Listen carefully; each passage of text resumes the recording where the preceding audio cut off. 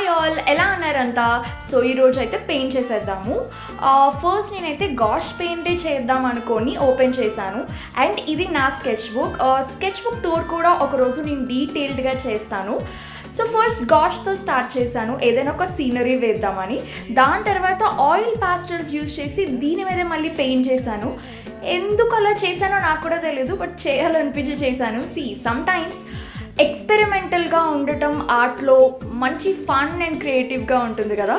So మరి output అయితే ఎలా వచ్చింది అనుకుంటున్నారు? లాస్ట్ వరకు చూసేయండి. సో ఇప్పుడైతే మీరు సబ్స్క్రైబ్ చేసుకోండి, లైక్ చేయండి. బాయ్. ఏదో ఏదో ఉంది